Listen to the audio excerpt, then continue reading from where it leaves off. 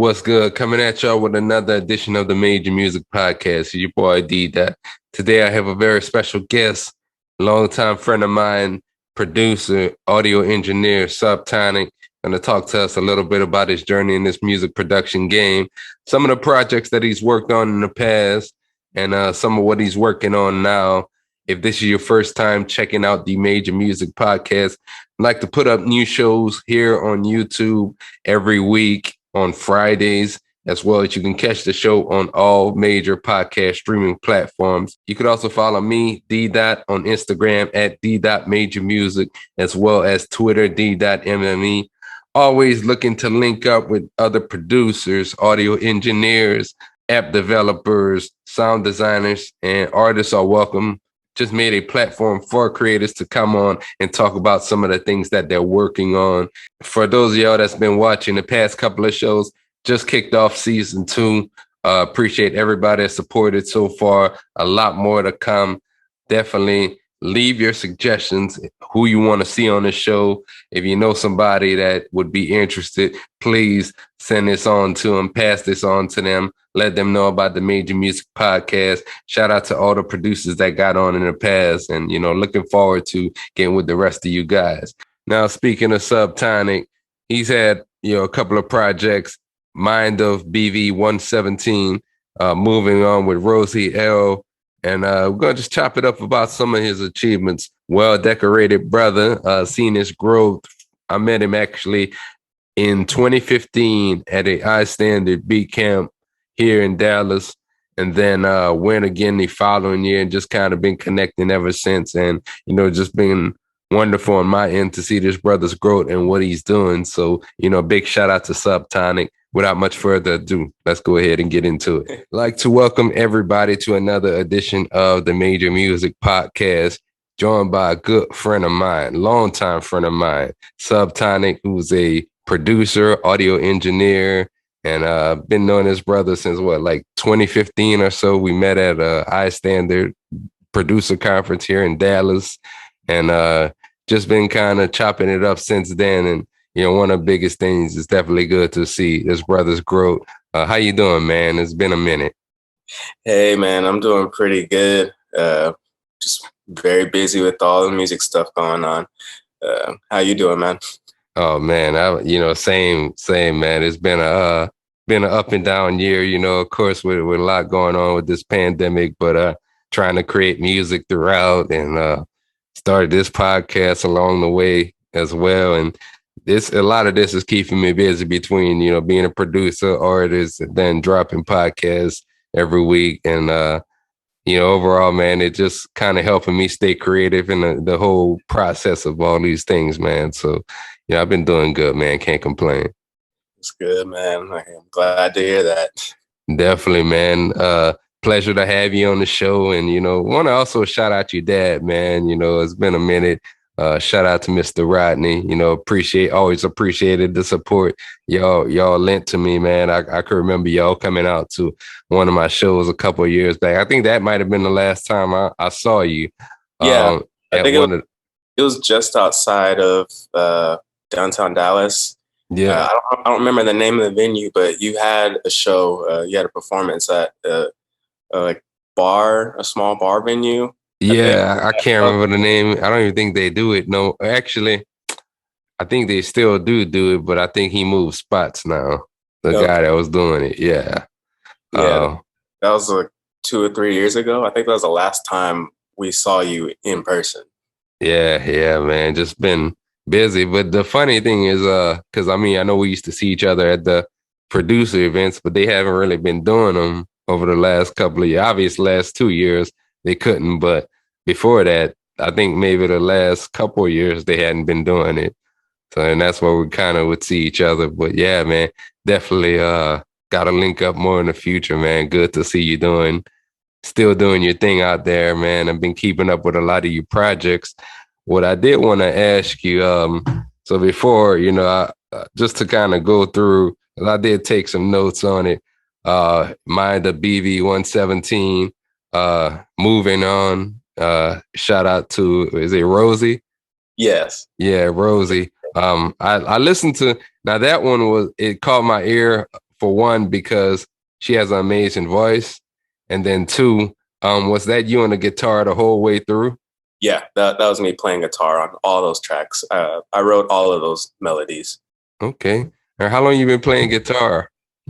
Let's see. So I played classical guitar in college as a graduation requirement. I had to take private lessons of something. It was either piano, uh, vocal lessons, or guitar. I did piano as a kid. I'm not singing, so I was like, might as well try guitar.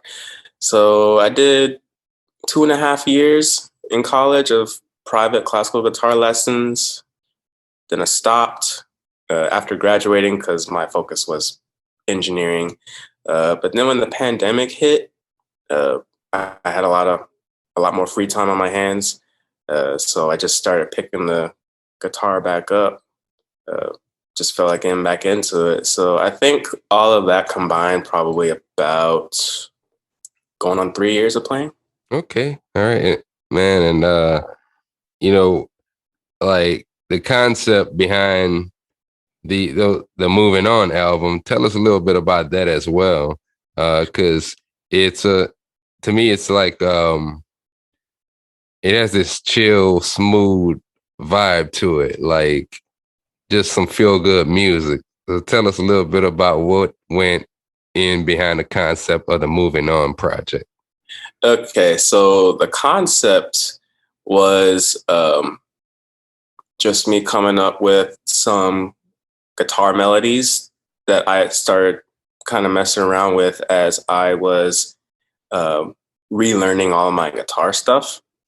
And uh, it's also inspired by the kind of music that Rosie likes to listen to, because she likes a lot more chill kind of music. And I just came up with some melodies, and we put out the first one just on Instagram, like just for fun, just something for both of us to post, just because that's what we wanted to do. And we got a lot of attention out of it. And we realized it was just a really short, inspirational song that was about 40 seconds. It was called Breathe. And we put that out, got a lot of attention. There's a little girl on TikTok, because she posted on TikTok as well, and she used our song on TikTok, which was pretty big for us. So we got to thinking, like, I think the people actually like these really short, chill, positive, inspirational kind of songs. So I think we might want to put out a positive project to put out, to, kind of add more positivity to the world in light of everything that's going on right now with the pandemic. And we also had the idea that we wanted to keep the songs short enough so that Instagram didn't turn them into IGTVs when we posted them. Yeah. So that's kind of the reason why another reason why we also kept them on the shorter side, because we were thinking about Instagram as well. But we wanted to put out just some short, inspirational kind of song or quotes, you say, just for the day, and someone listens to it. It's kind of like a short positive message, and then they go on about their day. And that was kind of the whole concept of the whole project. We put that out, I think, December. Okay. Yeah. The end of 2020. And then we released the project a few months ago, actually. We redid the whole project in her home language, because she's actually from a country called Laos. It's in Southeastern Asia, between Vietnam and Thailand. And just kind of paying tribute to her home, and also giving more of her home people like more music to listen to, more positive music to listen to. She wanted to translate everything into Lao, and then we re-released it in a whole different language. Yeah. Ironically, when I was going through some of the songs, I came up on that one first. The loud, Oh, the loud version. yeah, yeah. And I was like, am I listening to the right thing? So I had to look twice. And then I found the English version right after that. And that's actually a pretty dope concept because you're catering to two audiences and really how you came up with the project. I feel like social media kind of guides you in terms of you might post something and test the waters and see how people like it. And then, that's kind of what I may do because sometimes I'm thinking of beats for my albums and stuff. And I may post a beat and I see, okay, a lot of people seem to like it, everybody liking it and commenting on it. And I may end up writing something to it. So, and the other part to it is just putting out some positive material during a time when it was mostly needed. So big ups to y'all on that aspect of it. As a creator, what I wanted to also ask with something that I heard you say just a couple of minutes ago is you having to play the guitar. How important do you think that is to a music producer? Because, I played the trumpet. I still kind of play, but I haven't actually had my trumpet on any of my music yet. But I go back to playing like baritone, French horn, a lot of brass instruments back then. And I do want to implement that more into music as well as I want to learn how to play the guitar, including the bass. How important that to you as a creator? And do you think other creators need to at least learn how to play one instrument or so? So I feel as a creator, as a music producer, as a beat maker of any sort, I feel that learning at least one instrument is a huge advantage.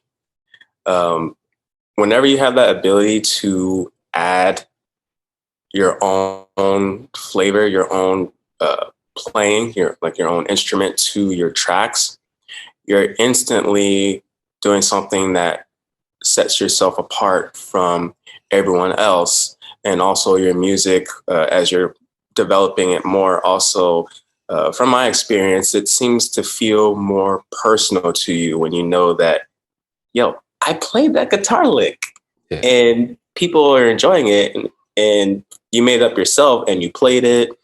You mic'd up, like in my situation, I mic'd up my acoustic guitar and I played that whole song with one microphone mic'd up, and everyone is loving the project. I'm just like, yo, I played that. How cool is that? Yeah. And you're not going to get that melody anywhere else. You're not going to find that in a sample pack unless there's just an odd chance that some other instrumentalist out there also came up with the same melody, which is very rare. You're not going to get it anywhere else. And I think that's really cool because it's personal to you. It's personal to the song. It's not as simple as finding a loop and putting it in a track and then building around it. It's something you created and it's personal to the song. So I feel like that's a huge advantage to learn at least one instrument and be able to implement it into your music production. Yeah, that's definitely something again that I would like to start doing because it's just a different vibe, like you have a certain type of swing to it, whenever you're playing an instrument in your song of course, to go along with your drums, but that's also what separates you apart from a lot of other people, as you were kind of saying, because not everybody can play an instrument. And, a lot of these guys are now, what they're doing now is they're filling in the grids instead of even playing MIDI keyboards. And, we entered a new era like that, and guys aren't really learning music theory in 2021. And I think it's kind of fallen off to a degree.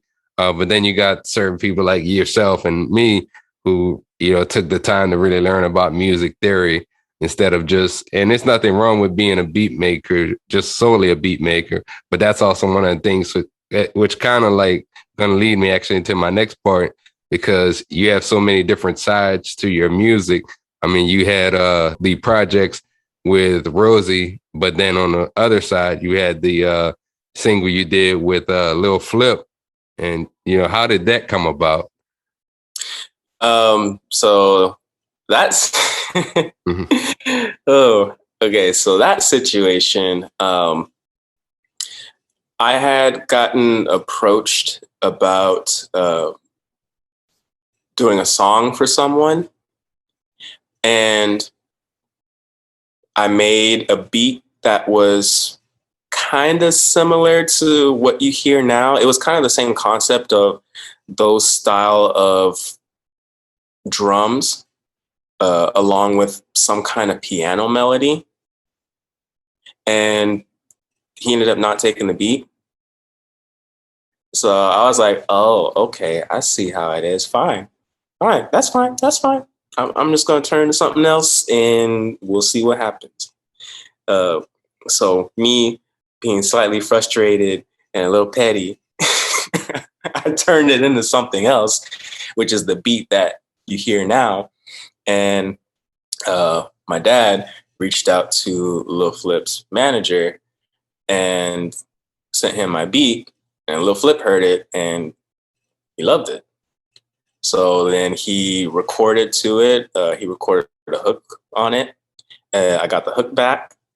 And then from there, I reached out to a buddy of mine. His name's Broderick Perkins, a really, really, really talented artist up in Denton. And I presented the track to him and like, hey, I got this track, Lil Flip's on it. You want to hop on it? And he told me that when he listened to the demo, he started freaking out. He's like, wait, no, that's not Lil Flip, is it? I'm like, yeah, that's Lil Flip, bro. So he went crazy. He loved the track. He wrote a verse to it. I got it back. I mixed and mastered the whole project or that whole song, and we put it out, and it was my next single featuring Lil Flip and Broderick Perkins. That was pretty dope. And, shout out to Flip too. I actually had the chance to work with Flip like, probably like 09, 2010, I believe. But he was a mutual friend named Boom. May have seen me post some of Boom stuff over the past couple of years. But he reached out to him kind of similar way. And me and Boom brother and another guy that we hung out with, we made a beat. The name of the song was Game Time. And it was basically a collab with 4 other artists, Boom and Lil Flip. And we met and recorded it here in the studio in Plano. And when just meeting Lil Flip, like, the dude is a very humble person, first and foremost. Like, not too many cats of his stature will work with a lot of independent artists and producers. But, he don't turn away anybody. And then, he drop a lot of game on you on top of just working in there. He came in there. He was probably in there for about 45 minutes to an hour, dropped the verse, and we were all just looking around like, wow. Like, came in, dropped some game on us, mixed down his own session, and then left like it was nothing.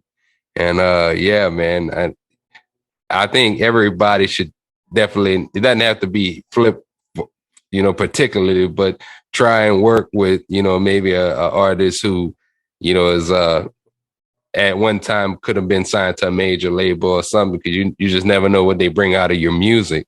I did want to also ask, now you did you go to Media Tech too? No, I went to Dallas Baptist University. Dallas Baptist. Okay. Yeah. I remember right when we met you, you were about to graduate, or you might have just graduated around 2015, 2016. I graduated 2017. 2017. Yeah. So I know you were in school around that time. Compared to the production that you were doing, but like, what made you go the route of really focusing on audio engineering? In my opinion, I feel like it is much easier to find good beat makers and music producers and harder to find audio engineers that are good at what they're doing. So that was part of the reason I felt like there weren't as many engineers out there. So naturally, that's what I wanted to go into. And then the other part of it is ever since I was a little kid, I've always had an engineering mindset. I think I probably get that from my dad, being that he was in the Navy for 25 years and he was on ships, he's an engineer and all that stuff.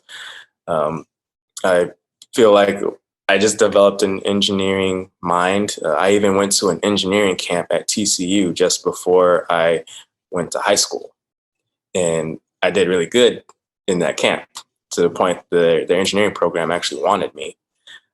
Some things happened, it didn't work out, but I've just always had that engineer mindset of problem solving, creating, doing a bunch of stuff to fix certain things, fixing certain issues. And that's essentially what audio engineering is. It's taking sounds and problem solving and thinking, hey, how am I going to make this snare, this kick drum hit harder? How am I going to make this vocal pop out of a mix? How am I going to make this synth be brighter and feel more in your face, feel wider? How am I going to make this 808 destroy your subs?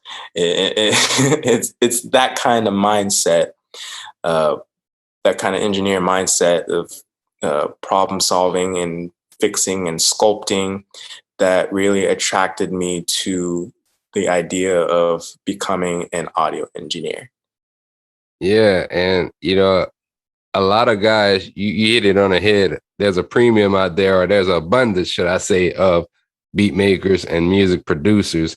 And a lot of people don't realize how hard it is to engineer. Like it's really a craft and a skill that you have to go in and learn about. And, I've been making beats since probably like 2005. And still, I never went to like engineering school or anything. So I learned from a lot of other people. But on top of that, just like things like reading a lot of literature and then watching a lot of videos on it. And again, spending time with people. That's really kind of how I've at least had a basic understanding of it. But these guys these days are just putting out music and they have really no idea in terms of how to engineer it or even how to work with an engineer. And I learned this, shout out to Mousequake, but just sitting in one of his, he was talking at the iStandard camp and he was just talking about like how, you got to have a different mixing engineer. You're going to have a mastering engineer and just different people for different parts of the process because different people might hear different things. And that's kind of one of the things that stood with me over the years in terms of audio engineering. And, just hearing a lot of your music, I think you do a really good job at it. Just you've been at it for no problem, man, no problem. And I know another cat who really solely focuses on engineering, but like, never went to school for it as well. Just followed along the path that I followed on. But I do want to encourage a lot more guys. If you have the opportunity to go to school for it and learn more about audio engineering, I definitely encourage that. Definitely encourage that. What I did want to ask you too is, I noticed like months ago, it might have been a while, or it might have been earlier this year, but you won an award from Spotify for some streams. Tell us a little bit about that, because you're one of the first people to come on this show that's won a plaque from any platform. So tell us a little bit about that experience. So that project was the album that I produced. I worked on with Floetic Desire, and I think that was back in 2018. So I think over half that album I produced, like I made the music for it, and then I produced a lot of the stuff around it, from different vocal stuff. I recorded, I think I recorded every song here at my home studio, and then mix and master the whole project. So for the most part, it was us two working on that whole album. And then we put that out, I think at the beginning of summer. And over the years that it's been out, it got over 500,000 streams on Spotify. And I didn't even know that I could win a plaque for 500,000 streams, to be completely honest. I had no idea. All I know is that my dad said that something came for me in the mail. We got to go down to Waco, and he's gonna keep it a surprise. So we drove down to Waco so that we could, whatever it was that I was getting, Flo was also getting, and then he presented it to us, and we opened the package, opened the wrap, and I was like, oh, our project has 500,000 streams on Spotify. I had no idea. Wow. And it was a really big moment for me. It was amazing. Man. Just seeing that all of the hard work that we put into that project, it was paying off, and that there's people all around the world who were still listening to it and still jamming out to it, like, to this day. And that was one of the most amazing feelings. That's a big achievement, man. And I mean, not many people get to that point, and that's just Spotify alone. That's not even talking. I'm sure it's probably on other platforms as well, isn't it? Oh yeah, it's on every other platform. That plaque was just Spotify specifically. Wow. Amazing, man. Keep it up, man, for real. Thank you. It's definitely a blessing to see, like, your progress from, when I met you to where you are now, and, keep on grinding, bro. Yeah. I still think about that first year, that year that you met me, and the stuff that I was playing at that first ever iStandard Beat Camp, and then seeing where I am now. I still think about it. Yeah, man. It's I can't believe how much time has passed since then, and kind of like where everybody's at. Because like, you got yourself, man. You got Jay Rhodes. Yeah, I remember when Jay Rhodes was just starting the these beats ain't free. Now he's going to film festivals and got Netflix shows and doing those types of things as well. And I mean, a lot of the people was associated with iStandard kind of branched off into other things as well. So one of the things I liked about those producer events is meeting people like yourself and just the others that I met. How important do you think it is for producers just to get out there and network at events like those?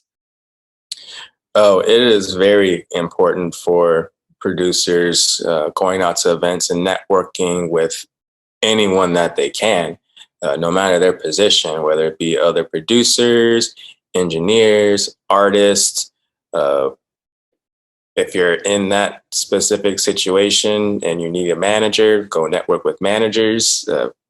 Just anyone, no matter what position that they're in, it's always important to network with people, because you never know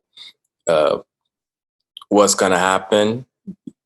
You never know what can come out of these relationships that you make, the friendships that you make, whether it turns into something business or whether it's just a regular friendship. You have no idea what can come out of even just a simple friendship, just for saying hi.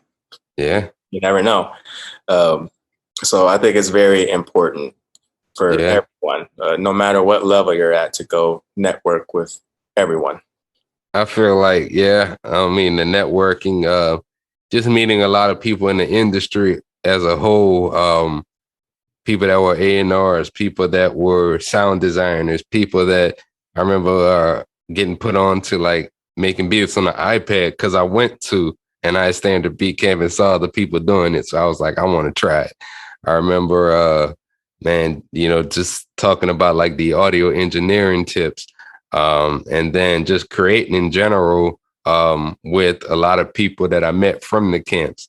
And then, I mean, you mentioned altogether just the lifelong relationships that you're going to build, because, you know, we may not do something together today in terms of music, but I mean, we got, you know, years to come to do a lot of these things together. But just the fact that, you know, ourselves been what, 6, 7 years since we've kind of been knowing each other. So, you know, I definitely encourage you're going to get something. Hopefully, as a society, we can get back to having these types of events, because I surely miss going out to a lot of these music producer events, especially here in Dallas. But if you get the chance to go wherever in your local city, definitely look into it. Right now, what are you using to produce? I'm still using Pro Tools. Lately, I have been practicing Logic. Okay, all right. Kind of as a backup DAW, because I did have a couple of situations where I have an artist here recording with me, and for whatever reason, I lock stuff with Avid. Pro Tools goes down, and then Pro Tools doesn't work, and then I'm mad, and the artist is frustrated, and I have to go to Logic, and I have to convince the artist that there's no degradation to the audio quality by me recording him in Logic. It's a headache. And then when it actually works, and I'm using Logic, I'm super slow, and he notices, and it's bad. So I'm just like, you know, let me just go ahead and learn Logic as a backup DAW, just in case. So I'm still primarily Pro Tools. That's the DAW that I learned in college. That's the one I'm most comfortable with. But I am working on Logic as a backup, and just a different vibe. Anything that I ever feel like working on. A lot of Rosie's stuff that I work on after our Moving On project, because that was done in Pro Tools, but stuff that we're working on right now, I'm doing it in Logic, kind of as my way of practicing production as well as recording, but still primarily Pro Tools. Yeah. I mean, I need to learn more about Pro Tools. I'm still on Logic primarily for like vocals, but I've been actually using it more for beats lately. I still produce a lot more in Machine, and I'm kind of all over with beats, MPC, just depending on how I feel that particular time. As far as like your current projects, are you working on anything? Well, you mentioned you're working with Rosie on some new material, but do you have any plans for the remainder of 2021? As far as production for my own music, not sure yet, because right now I'm trying to finish mixing and mastering one of my artist albums right now. But when we finalize that and we get everything done, everything should be lifted, and I should have some more time. And I can finally go back to producing some of my own music. It's been a long time since I've been in beat making mode. I think honestly since last year. Okay. And I guess when I say beat making mode, I mean like beat making in a sense of me going in on my own and creating my own material. I did have one project with an artist where I was hired to make some music for her, she presented me with what kind of stuff she wanted in the track, and then I made it for her. But in terms of me going in and making music on my own and what I'm feeling and what I want to make, it's honestly been since last year, because I've been in engineering mode since the beginning of 2021. Man. Well, I'm definitely going to be looking for it when it does come out, man, because, you know, I like what you're doing, man. How is that, though, as far as like, I know you talked a little bit about, you know, getting into the engineering side, but like doing more engineering projects, you know, that's primarily your thing, opposed to, you know, just the beat making or production side of things. Because I mean, a lot of people want to get into it for that, but they don't want to really do the engineering side. They don't want to get into that side. So how would you say, I know things like just balancing time for me, being an artist, a producer, podcasting, and also mix a lot of my material as well. And just having to balance that time, it's not easy. And, how do you manage your time between engineering? I know that's primarily your thing, but engineering and production. I would say the way I manage my time is I set priorities. And to me, being an engineer first, other paying clients are my priorities over what I necessarily want to make as a music producer, as a beat maker. So whenever I tend to have time to make music is usually when either I don't have any engineering projects at the moment, or maybe I do have them, but I'm waiting on the artist to do something. So I actually have some time to go back and make some of my own music. But when I have a bunch of clients coming in, working and doing some stuff, they are my priority. So that's kind of how I prioritize my time and my work. It's whatever your main focus is, whatever your priority is, that is your priority. And then when that side, that your priority, the workload is little to non-existent temporarily, because it's always going to go back up, but temporarily, that's when I would usually find time to do the other stuff. Okay. Yeah. That's just how I operate. I know everyone's different, especially when you have even more hats than, say, what I'm doing. But that's just how I operate. Yeah. Yeah. And it makes sense. I mean, you have, I don't know, 5 to 10 people that come to you and, they want to get a project mixed and mastered. Yeah. First and foremost, money wise, that's definitely, that's definitely got to be a focus. It should be your focus. As an engineer, you see the money a lot quicker than you do putting out your own music on Spotify. Yeah. Oh yeah. That's definitely that. And of course, well, that'll be the royalty checks as well, and everything else. So yeah, I could definitely relate to that. Do you have any type of shout outs that you want to give for like your audience and people that follow you? Oh God, put me on the spot. I'm not good at shout outs. Hold on. That's a good shout out.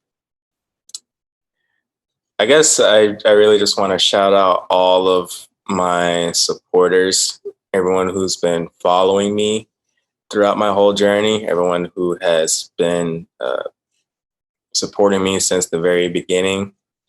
Because I know at a time in the beginning, there was a lot of people who were kind of on the fence about me because they felt like I was doing some weird stuff and that I wasn't as good. But there's some people that did believe in me and have helped me along the way, like Satori and Adriek, Mousequake, Matt Medlock, Ray, and Tyser's not there anymore, but when he was there at the time at Legacy Music Group, the studio that I did an internship at in Deep Ellum. So those are just some people that have really helped me along the way. Fans from House of Beats. Big shout out to Jay Rhodes for the first season of House of Beats. I got a lot of fans from being on that show, a lot of people who liked what I did. And I'm still in communication with quite a few of them. So I greatly appreciate everyone who reached out to me from seeing me on that show. Of course, my parents. Yeah. Big shout out to my parents, biggest supporters of all. Been there since the beginning. My fiance Rosie, big shout out to her. Greatly appreciate her. She supported me back at DBU when I was still starting out. So like even I think just shortly after that first iStandard beat camp was when I had met her, and she always liked what I did and was always supporting me. We were just friends back then, but she always supported what I did. So big shout outs to her. And I don't know, there's just a lot of people. A lot of people, man. I get it. Yeah, man. You know, and the biggest thing, you know, like you said, you're in a lot of different areas, and that's what I like about you. Your music doesn't necessarily have one distinct sound, and you're really what embodies a producer. So, you know, you're basically not just hell bent on tight beats. You got your own sound, and that's what's going to take you a long way. One of the things I always ask, like every guest, is, if we had to say, kind of like House of Beats, I'm gonna kind of throw that concept there. Let's say we took Subtonic and we dropped him in the house with his 3 favorite artists, and they say, hey, y'all gotta come out with a project. Which 3 artists would you take in that house with you?